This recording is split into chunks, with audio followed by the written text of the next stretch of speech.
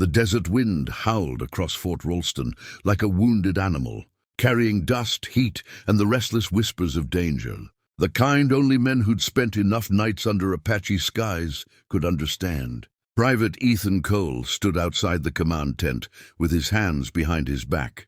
Boots dusty, throat dry, sweat sliding down the back of his neck, even though the sun had barely risen. He had been a soldier for 3 years, a wanderer for 10, and a silent observer for most of his life. But today, something in his bones felt different, as if fate itself had stopped to look him dead in the eyes. He didn't know why the Major had summoned him before dawn, but when the flap opened and Major Hargrove's stern face appeared, Ethan straightened instantly, first out of habit, second out of instinct.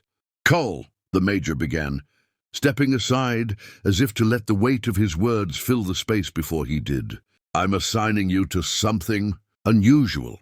The older man's voice held something other than strict military command, something hesitant, almost uneasy. "A prisoner arrived late last night, Apache, female, dangerous." Ethan frowned. Female captives were rare, especially ones brought in alive. "Why me, sir?" he asked. Hargrove exhaled sharply, rubbing a hand over his mustache. "Because you don't drink, because you don't talk, and because you don't pick fights with the others or get thrown in the stockade every week like half the men. Here." His gaze hardened. "You're steady, Cole. I need steady." Ethan nodded once, though part of him sensed there was more. There always was. He followed the Major through the camp, past rows of tents, past half-awake soldiers cleaning rifles, past horses stamping and huffing against their morning impatience, until they reached the holding shed, a small wooden structure guarded by 2 nervous privates gripping their rifles like lifelines. Hargrove stopped, turned, and lowered his voice. "Before we go in, you need to understand what you're dealing with." He paused. "The Apaches call her Sani Neol. Wind in the dark."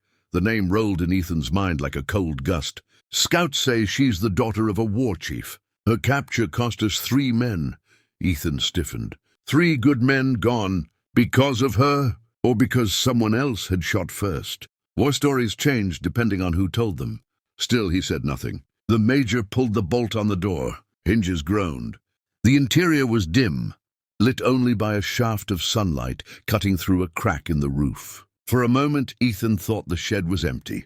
Then he saw her, shackled to the center post, ankles bound, wrists secured above her head.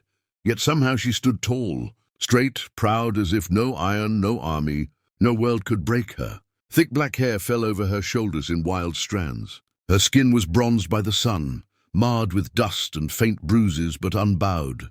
Her chin lifted just slightly, her dark eyes glowing like embers under moonlight.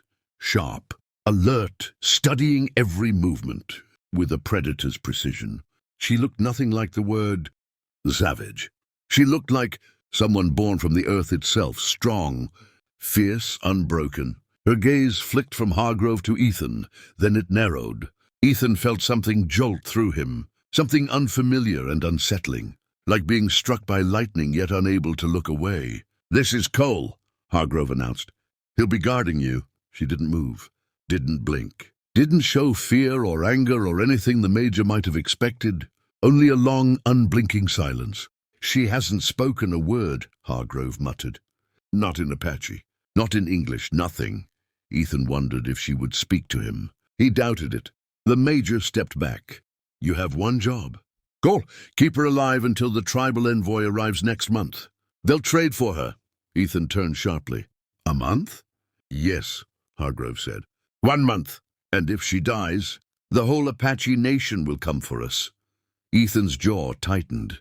So that was the truth. This wasn't a guard duty. This was a human fuse, and he was the man told to keep it from burning down the frontier. When the Major left, locking the door behind him, the silence deepened until Ethan felt it in his bones. He studied her. She studied him. Minutes passed like hours. Finally, he cleared his throat. "I'm Ethan," he said quietly, unsure if she understood English at all. "Ethan Cole." No response. He took a step closer, slow, cautious, hands visible to show he wasn't a threat. "I won't hurt you." Her gaze sharpened. She angled her head. And for the first time he saw something flicker, recognition. Maybe disbelief, maybe curiosity. She was trying to read him the same way he was reading her. The day dragged on, the heat rising until the shed felt like an oven. Ethan brought her water. She refused. He left it beside her anyway. Hours later, when she thought he wasn't looking, she drank. That small act told him more than words ever could.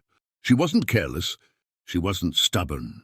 She was simply refusing to give the army anything, not obedience, not trust, not pieces of her humanity.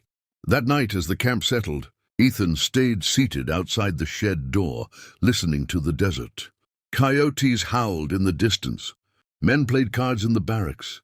Someone cursed loudly, another laughed. But inside the shed, everything was still. Too still. Ethan stood and opened the door quietly. She was exactly where he'd last seen her, but something was wrong. Her breath was shallow. Too shallow. He hurried forward. Fever. Her skin burned under his touch. Dehydration, exhaustion, days of running before. Capture. Her body was giving out, even if her spirit wasn't. Damn, Ethan muttered under his breath. He rushed out, grabbed a blanket, a cup of cool water, and a small tin of medicated salve. He returned to find her eyes half open, unfocused, like she was balancing between two worlds. "You have to drink," he whispered, lifting the cup to her lips. She turned her head weakly. "Please," he said. Softly, a simple word, a human word. Her eyes shifted to his, slow, heavy, studying his face, searching for something, perhaps the truth, perhaps a reason to survive. Then, like a truce she gave only to him, she parted her lips. He tilted the cup carefully until water touched her tongue, then her throat, then her breath steadied just a little. She drank only enough to stay alive, not enough to seem vulnerable. Ethan admired that strength more than he'd admit. When he applied the salve to the cuts on her wrists, hesitating, knowing she might hate him for it, she flinched but didn't resist.